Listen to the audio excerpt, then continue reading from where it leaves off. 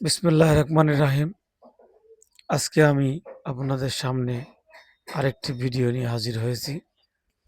ভিডিওটা খুবই গুরুত্বপূর্ণ।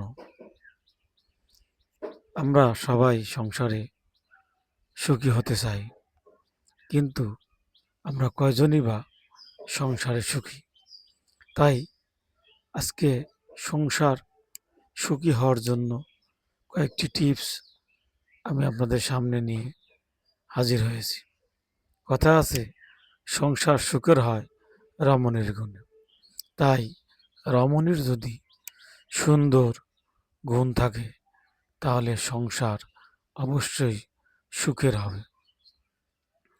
তাই আমি আপনাদের যে পয়েন্টগুলো বলবো, পয়েন্টগুলো যদি মনোযোগ দিয়ে সংসারে পালন করা হয়, অবশ্যই সংসারে স্বামী স্ত্রী সুখে থাকবে। ১ নাম্বার, স্বামী ও স্ত্রীকে শিক্ষিত ও চরিত্রবান ভদ্র হতে হবে। ২ নাম্বার, স্ত্রী যদি স্বামীর হুকুম মেনে চলে তাহলে সংসার সুখের হবে। ৩ নাম্বার, স্ত্রী যদি স্বামীর সাথে তর্ক ও ঝগড়া না করে। ৪ নাম্বার, স্ত্রী যদি স্বামীকে সম্মান ও শ্রদ্ধা করে।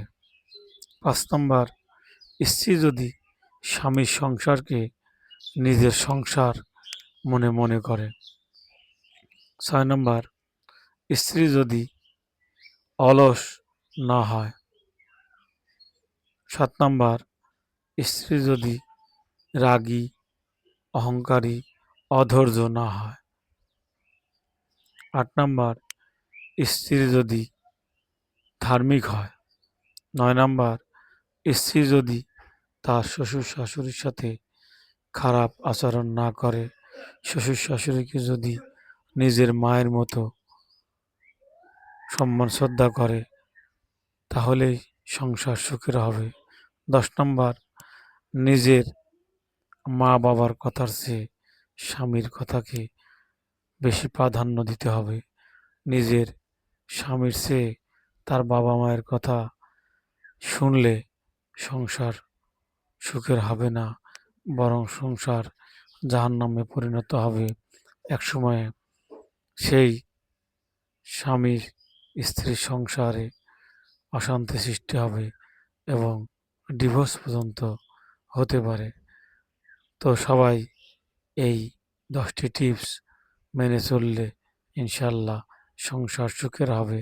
আল্লাহ হাফেজ। সবাইকে ধন্যবাদ।